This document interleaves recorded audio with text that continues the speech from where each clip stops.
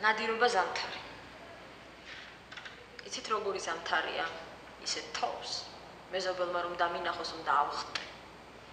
იცით რომელი ზამთარია 6 წლის რომ ვარ, ყინავს, ვდგავარ ცისკენ თავაღერილი, საღურავიდან თოვლით გაფორმ წამოვა და რამდენიმე ლოლოს მოტეხავს.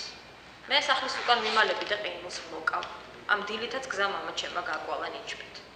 კვირა დღე თენდება, ვიცი დადის ჩვენი მთავარი კაცი სიბნელეში პირველ სართულზე. მიდის ჩვენი ოჯახის კაცი დროის მოსაკლავად, რიჟრაჟის გამოსაჭერად, მიდის დასაღლელად. მიდის ორლულიანი თოფით და სანადიროდ დანით, მაღალით შექმნით და ხაკისფერი ქურთუკით. ნაბდის ქუდით და ტყვიების ასხმულით. ისე ლამაზია მამაჩემი, მე კი 6 წლის და ისეთი ლამაზია მამაჩემი. ისეთი ახალგაზრდაა მამაჩემი და ისეთი ძლიერია მამაჩემი, მე კი უდარდელი. მე ვითომ ძინავს. სინამდვილეში ჩემი ლოდინი დაწყებულია. ზეპირად ვიცი რა დევს ჩანთაში. ზეპირად ვიცი რა შჩურჩულებს დედაჩემი, როგორ უმაღლებს ხმას დედაჩემი, როგორ ვერიგებს დედაჩემი, როგორ წუწუნებს დედაჩემი, როგორ ეჭვიანობს დედაჩემი ტყეზე, ძაღლებზე, თოფზე, გზაზე. მე მთელი დღე ვედებოდი 1001 საქმეს, მთელი დღე ვამტვრევდით და ვარჩევდით კაკალს. დღეში 10 ჯერ ქრებოდა სინათლე, მთელი საღამო ხრჩოლავდა ლამპა. მერე მოდიოდა ღამე და ჩვენ როგორც ორი მოწყენილი ბუ გადიდებული თვალებით ვსხდებოდით სათვალთვალო ფანჯარასთან. ცეცხლი კაცუნობდა, ჩვენ კი ვიცდიდით. აი როგორ აიარა მამაჩემის მანქანამ გაუვალ თოვლში, აი როგორ გადმოდგა თოფით, აი როგორ იკუხა, აი როგორ გაწითლდა თოვლი, აი როგორ დაენანა შველი, აი როგორ გაიქცა მელა. დედაჩემი სცემდა ბოლთას. მე ეშლებოდა სახე, მე მალავდა თვალებს, მე უყურებდა ტელეფონს, მე რეკავდა პოლიციაში, რეკავდა საავადმყოფოში, პოსტაში ბოლოს ღმერთთან. და ყველას კაცი იყო სახლში ჩვენის გარდა, გარეთ კი თოვდა. საათში ერთხელ, ან იქნებ ესეც მეჩვენებოდა შორს გაივლიდა სხვისი მანქანა. ჩვენ კი გავრბოდით ჭიშკრისაკენ ასეთ ყინვაში და ისევ უკან, დედა ტიროდა. მე კი ასამდე ვითვლიდი და ვწყევლედი ყველა ნადირობას ამ ქვეყანაზე, ასე ვიცდიდით. სანამ თითქმის ძილში წასულიცებ ვიტყოდი ახლა მოვა და 5 წუთში თოვს ჩვენს აღმართში ფოსფორისფრად ანათებდა მისი მანქანა. როგორი ზამთრები იცოდა რომ იცოდოთ, როცა მამაჩემი კვირაობით სანადიროდ დადიოდა. მათთვის ვინც მარტოა. არაფერია უჩვეულო მეგობარი თუ ჭახს ამაგრებს, ხოლო მეორე ზაფხულია და ჩაციებულ საასამთროს კვეთავს. დიდი ოჯახი ეზოშია გამოფენილი, საქანელას თოკებს კვანძავენ. აი მანზე გადმოფენილ ჭრელ პლედებთან უცხო ქალი ხელში საბერტყით ჩავლას გაცლის, 2 წუთით და უჩინარდები. ვინც გიყვარდა, ეს წუთია გააგზავნე დასასვენებლად. თითქოს პლანეტას დააჯდა კოპი. ისეთ გახარდა ვერ გაგიგია რა საქმე გაქვს, რომელ ქუჩას უნდა დაადგი ამ ერთ საათში, შენ ამ ქუჩებს აღარ სჭირდები. ერთადერთი რაც ადგილზე დგას, რაც არასდროს იცვლის მიმართულებას შენი სახლია. ყველა აქ არის ამ ოთახში, სხვათა შორის ნათესაობა, დედა, დეიდა, მამა, მამი და 10 წლის მკვდარმაც შემოიხედა. მოდი, შემოდი, სულ ერთია დებატიშები. უარობს ვერა. მონატრების თერაპია შემოხედვა და გაქცევა, თორემ თუ დარჩა, მოჩვენებებით გამოტენილ სახლში ცალფეხზე დგომა მოუწევს. ყველა აქ არის, საწოლებზე, ტახტზე, სკამებზე, სავარძლებში გადაწოლილი, მიწოლილი, მოფენილი იატაკზე, ჭერზე, კედლებზე. ვინც ერთხელ მაინც დაინტერესდა, რატომ არ გძინავს, მალე მოხვალ, არ გათხოვილ ხარ, შულს თუ აჩენ, სამსახურში რა ამბებია და შენი კაცია, ნუ თუ ხელფასი არ მოგიმატეს, ფულს ვერ მასესხებ. შენ კი მაჯები მიტოვებული მკვდრებივით მეკიყრია ჯიბის კუთხეში. ზესუმზირას მარცვლებსა თუ მოისპრო ცხვირსახოც შორის. ოთახებში ზიგზაგებით გადანაცვლება, ფეხის წვერებით, ჩაკვეხება შემოჩვეული სულების თუ სულიერების გამოფენაზე თითქოს არცხა, თითქოს დასრული, თითქოს დადნი გამოილია. სასაცილო ყვითელი აბიგი იწვავს სასას. ამ ხმაურშიც, აყალმაყალში, ყველაა და არავინა. ყურებში ფეთქავს დიდი სიჩუმე. ბესლანი შოვიდა. ძიმე დღე იყო. დილით თმა ისე დავივარცხნეთ და ვაფთებით და ტანსაცმელიც. არც თბილ რძეზე გვითქვამს უარი. დიდხანს ვცხმუტავდით, რამე რომ არ დაგვიწყებოდა. ჩანთა რამდენჯერ ჩავალაგეთ, დამოვალაგეთ. კაცი დიდხანს იდგა კარში და გვაცილებდა. მე წავიყვანე მის შვილი სიკვდილში. მე ვკარი ხელი ზარზეიმით. თქვი, შენ აქ დარჩი, რა მოხდა ერთხელ ცეცხლზე შემოდგმულ სადილს მიხედე, შენ აქ დაგხვდი, ჩვენ დავბრუნდებით. სახლის კარი მარტომ შევახე. ის კი დღემდე აბრალებს ვიღაც პრეზიდენტებს, ჩემს სიზმრებში, რომლებიც მუდამ მასტურბირებენ, რომ როცა სკოლა უცებ ფეთქდება. ისინი ამ დროს დაბერებულ გენიტალიებს ეკაჩებიან და არაფერი ნეტარება მათთან არ მიდის, ხოლო ამ დროს ყველაფერი ხდება.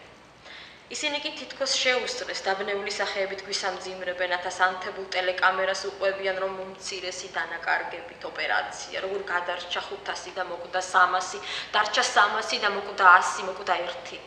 ერთი ხომ მოკვდა, თითქოს ცოტა. შავნიხბიანი ალი ასე არ მაღიზიანებს. მისგან არავინ ელის დათმობას. სიბრალული 5 შვილთან ერთად და ცოლთან ერთად და სახლთან ერთად და გადამწვარ სოფელთან ერთად ჩადო მიწაში. ალისი მესმის. მანაც არ იცის ვისი ნებით, ვისი ბრძანებით, ვერც მე ვხვდები, როგორ მოხდა ორთქლიანი საწუნით ხელში ტელევიზორს უნდა მიაკდეს.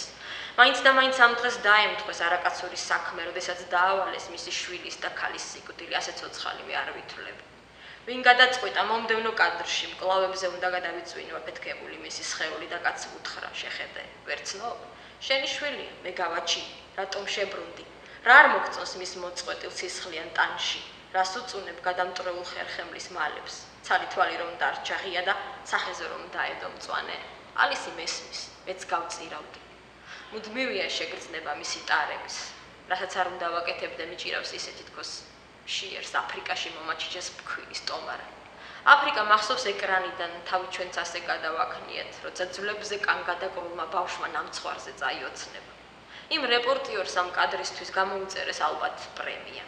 ჩვენც ზუსტად ასე გვეხვეოდნენ სანახაობა. ვეჭირა როგორც მკვდარი ჩიტი, როგორც ჰაერი, როგორც ყველაფერი მძიმე, მსუბუქი, უძლურება ამ წონისა. საღამოები, ღრუ და გუდული ჩვევად შემრჩა. ღამე დილისთვის კაბას ვუმზადებ. დაჟინებით ვდებ მესამე თეფშს მაგიდასთან. სხედვათ ჩუმად, შეთქმულებ. არც ერთი სიტყვა მკვდარზე წარსულში მკვდარი შენ ახარ. რადგან ამ სახლში ყველა სეზონზე დგას შემოდგომის პირველი დღე. ზარი დიდი ხნის დარეკილი. გამოსავალი არსებობს. გამოსავალი არსებობს. თუ შენს თავს ეტყვი, გულმოდგინეთ უნდა დათვალო საათები ჰომეოპათთან სეანსის შემდეგ. და მისი მოცემული თეთრი ბურთულები იმედიანად ყლაპო. მთავარია სასწაულის გჯეროდეს, თეთრი დრაჟეების სასწაულის. გჯეროდეს ერთ კვირაში ჩვეულებრივ ცხოვრება შეძლებ. ჩვეულებრივი ცხოვრება ნიშნავს, გესმოდეს მეტროში სხვა ადამიანების ლაპარაკი. არ დაადგა ფეხი მათხოვარს ქუჩის კუთხეში, მოგინდეს ნაყინი და ურეკო მეგობარს უვიზეზოთ. გამოსავალი არსებობს.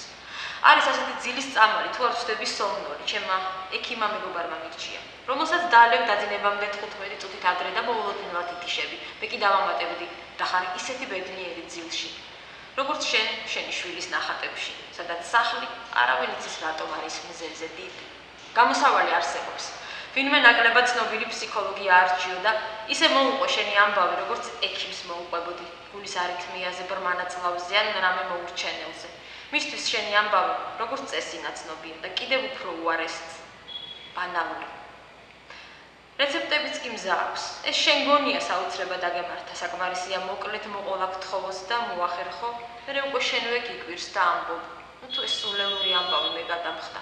თუ მე ვიყავი ის, ვისაც ჰქონდა უბედური ბავშვობა, რომელშიც რა დასამალია ბედნიერებაც არსებობდა, მაგალითად მოსკოვის პრიალერვეულები და ებრაელი გადამყიდველები ან იუგოსლავიაში წასული მამიდა ჩემი. გამოსავალი არსებობს. მაშინაც როცა ზიხარ, ნერვებ დაწყვეტილი ადამიანების წრეში და ფსიქოლოგი გახატინებს მომავალს. შენ კი ხატავ დიდ ხეს. ალბათ ასეთ ხეს ხატავს 100,000 შენნაირი. ხე კი შენი აზრით ნიშნავს რაღაც სიძლიერეს. და პასუხობ, რომ ალბათ იყინი მანქანას და შეიძლება არ იყოს სხვაზე დამოკიდებული ზამთრის სუსხიან საღამოებში, რომ შენ გაგათბობს და შეგიყვარებ შენი ლამაზი ჯართი. შეცდომებს კი აღარასოდეს გაიმეორებ.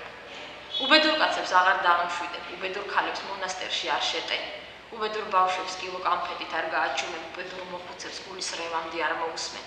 გამოსავალი არსებობს. თუ იტყვი, რომ შარშანელზე მეტად გიყვარ შენი თავი, ამ თავს კი სინაზე აღარ შემოდებ და ასე არ ჩამოვატარებ, ყველა ცოტა რომ ჩამოგათავოს. გამოსავალი არსებობს. ის შენამდე გამოიგონეს. უფასოდ შეგიძლია აიღო და წახვიდე. ეს ლექსი დაიწერა ახალი ხელისუფლების მოსვლის შემდეგ რაღაც ისტერიკა რუატყდა ვიღაც მოადგილების დანიშვნასთან დაკავშირებით. მაღალ უწყებებში. მე მგონი კარგი მოადგილე ვიქნებოდი. ყველას კამს მოვერგებოდი, წუნია არ ვარ. არც იმას ვიტყოდი, რომ ძალიან მაღალი, არც ბალიშს ამოვიდებდი უკეთესად გამოსაჩენად. თავარია მაგს კამზე დავჭდი. მე ალბათ ჩემს უფროსზე ცნობილი მოადგილე ვიქნებოდი. მის წინ კადრში გავეკვეხებოდი, მედიასთან ვიმეგობრებდი, პირველი მოადგილე ვიქნებოდი. მოადგილეობაზე ბავშვობიდან მოცნებობდი. ხან დედაჩემის მოადგილე ვიყავი, ხან მამაჩემის. საინტერესო იყო და უდარდელი. ისინი წყვეტდნენ, მე ვთამაშობდი, ისინი პასუხს სცემდნენ, მე ვთამაშობდი და ხელს ჩემსკენ არასოდეს იშვერდნენ. ერთხელ მასწავლებლის მოადგილეც ვიყავი.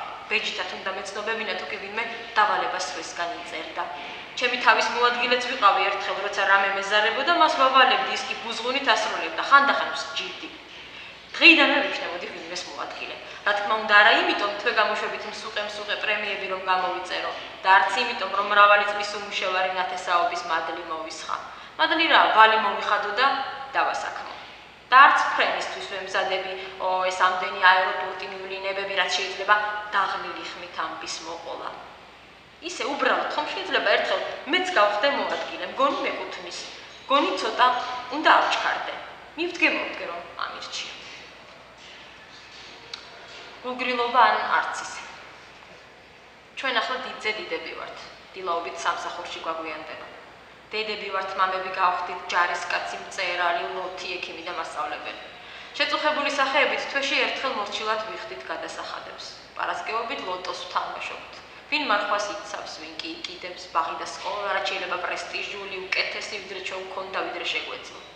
რუტინა ვცოცხლობთ ზიგზაგებით, ვინც ქვესკნელშია და ვინ მწვერვალზე. ნიკოს მესამე შვილი ეყოლალია, დაშორდა ეკა მარტოა, შენ არ გვახსოვ ხარ. ზამთარში ზამთრის კურორტებზე ვხვდებით ახალწელს. ზაფხულში ზღვაზე მიყვავს ოჯახი, წესია. უცხოეთიც მოვიარეთ, თუ კი არ გიჯერა ვირტუალურ სივრცეს ჩახედე. ჩვენი ფოტოალბომების სათაურები, პარიზი, ვენა. სურათებს თითქმის აღარ ვბეჭდავთ, დღეს მოდაში აღარ არის ჩანთით ტარება, შენ არ გვახსოვ ხარ. ჩვენ დიდები და გარყვნილები ვართ, ჩვენ დიდები და გულგრილები ვართ, ჩვენ შენ მკვდარი არ გვინახი ხარ. და თავს როგორც შეგვიძლია ისე ვიმართლებთ, რომ ჩვენ არ გვიჯერა, რომ არავის უნახი ხარ, როგორ აღარ ხარ. რომ შენ ისიც კი ვერ შეძელე, ვინც ცოცხალია საკუთარი კუბოს გარშემო შემოგეკრიბა. რომ არ ვიცით სად მოვიდეთ, ჯვარის სად დავსვათ. ძალით ვივიწყებთ. თითქოს თუ კი სიტყვას სიკვდილს აღარ ვახსენებთ. ჩვენ არ ვწდება, ჩვენთან არ მოვა. ამ ზაფხულს მე და ჩემ 8 წლის გოგონამ არც თუ შემთხვევით შენს ქუჩაზე ჩამოვიარეთ. ეზო სიღრმეში დედა შენი იჯდა შავებში. გონებაში მისამძიმრების აბდაუბდა წინადადება მივჭერ მოვჭერი და ის იყო დავაპირე კარი შეღება. მივხვდი, მომეკალი უნდა თავიდან და უსიტყვოდ შემოვტრიალდა. ასეთი დეპრესიაც არსებობს. შუაღამით თვალდახუჭული დგომა, მაცივრის გამოღებულ კართან. ხაჭო თუ კიტრის მარინადი, თაფლი თუ მდოგვი. ნახევრად გძინავს და თაროებზე ჩამომწკრივებულ სანოვაგეს ისე დაახურებს, თითქოს მოშლილ კალეიდოსკოპს ატრიალებდა. გახარ, ვეხარ გადაგიწყვეტავს, უნდა დატკბე თუ უნდა გამწარდე. ენის დაშუშვა ტოლია ფრაზის, ასე აღარ შემიძლია. გაგლესილი თაფლი ენაზე უდრის დათმობას, იყოს გავუძლებ. ასეთი ავადმყოფნაც არსებობს, გამოივსებ კუზებს მოსაყოლი ამბებით, ყელში გაიჭრი, აუცილებლად სათქმელ სიტყვებს, სარკესთან მონოლოგშიც არაგიშავს. დაინახავ და გავიწყდება. დაინახავ და უკან მომხედავად მიწანწალებს ტანსაცმელი, ორთქლდება, მაკიაჟი, გიგნება, სამკაულით, გახარ ასე შიშველი მონა და კბილებსაც უკრეჭ, თუ დანებება აბარებ ბოლომდე. ასეთი აღარ ყოფნაც არსებობს, ქუჩაში დადიხარ და არ ჩახარ. ცოცხალი ხარ და გმარხავე, ელაპარაკები და არ ესმით. და ასეთი სიყვარულიც, უფრო ლამაზი ვიყავი, როცა გიყვარდი.